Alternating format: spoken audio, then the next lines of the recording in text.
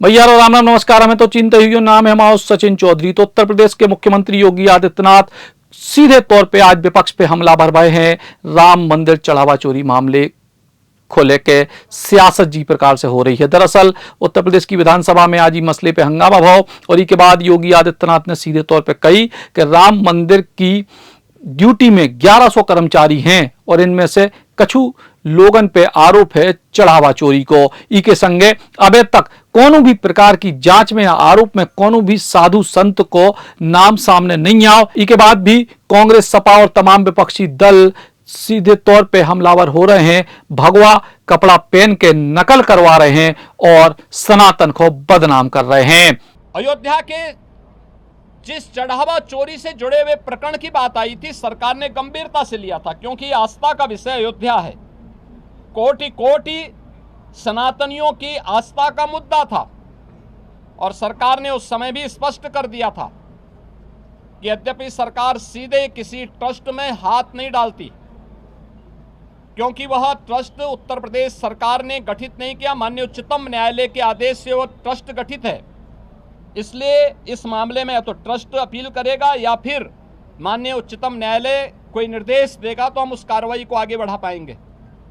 लेकिन उस सब के बावजूद इनके द्वारा राम भक्तों को अपमानित करना, भारत की सनातन आस्था पर प्रहार करना, संसद के अंदर समाजवादी पार्टी और कांग्रेस के सांसदों और नेताओं का जो आचरण रहा है, संतों के प्रति जिस प्रकार के आक्षेप वहां किए गए, इस सीधे सीधे सनातन धर्म का अपमान है।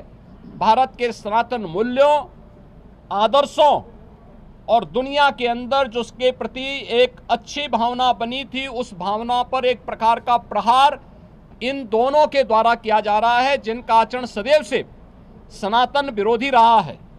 और मुझे आश्चर्य होता है कि इन दलों के द्वारा जब भाजपा से लड़ने में विफल हैं, मैंने पहले भी कहा, इस पूरे प्रकरण में जो लोग पकड़े गए हैं, इनका भारतीय जनता पार्टी या साधु संतों से कोई लेना देना नहीं।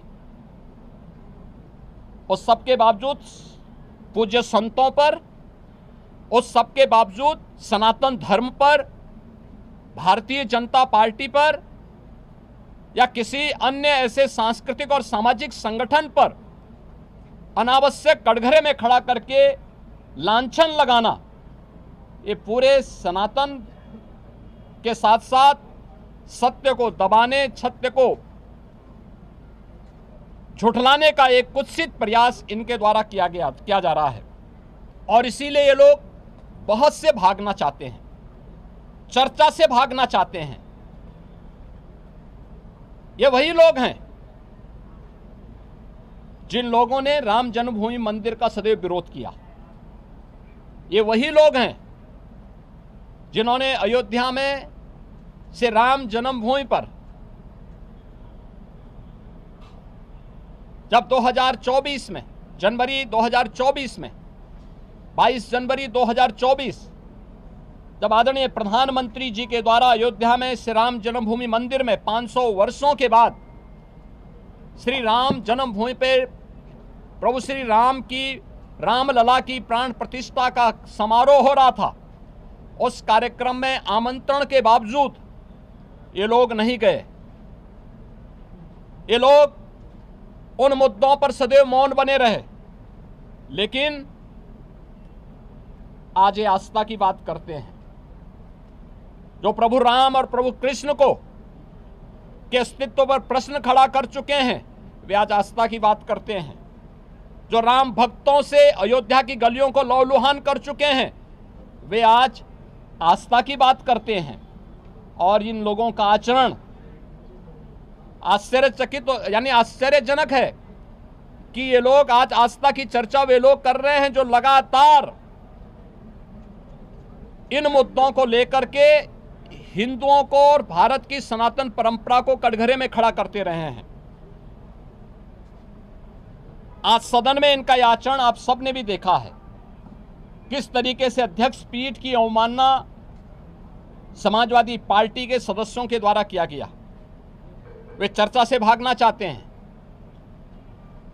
जनता से जुड़े हुए मुद्दों पर चर्चा नहीं करना चाहते हैं,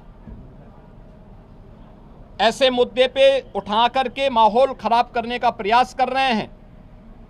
जिन मुद्दों का सदन से लेना देना नहीं था, लेकिन फिर भी दूध का दूध और पानी का पानी हो, इसको लेकर के जब अध्यक्ष पीठ ने अपनी व्यवस्था दी तो उसको मानने को तैयार भी नहीं। वह सदन चर्चा का विषय होता है, एक संवाद होता है, समीक्षा होती है, एक परिणाम पे हम लोग पहुंचते हैं। ये लोग उन मुद्दों पे चर्चा नहीं कराना चाहते हैं, केवल माहौल खराब करके जनहित से जुड़े हुए मुद्दों को डाइल्यूट करना चाहते हैं और इसीलिए इन्होंने पूरे सदन की कार्रवाई को भी बाधित करने का प्रयास किया। अध्यक्ष पीठ की भी अवमानना करके पूरे माहौल को तनावपूर्ण बनाने का कुत्सित प्रयास इनके द्वारा आज विधानसभा के अंदर किया गया है। सीएम योगी आदित्यनाथ ने कही है कि जो भी एसआईटी की जांच भई है उनमें ना कोई हस्तक्षेप है, सीधी कार्रवाई हो रही है और ई के बाद भी विपक्ष के लोग जानबूझ के भगवा को और सनातन को बदनाम करने की कोशिश कर रहे हैं। संगई अयोध्या को लेकर जो पूरे देश भर में एक सकारात्मक माहौल है तो उको भी नकारात्मकता में बदलने को प्रयास कर रहे हैं।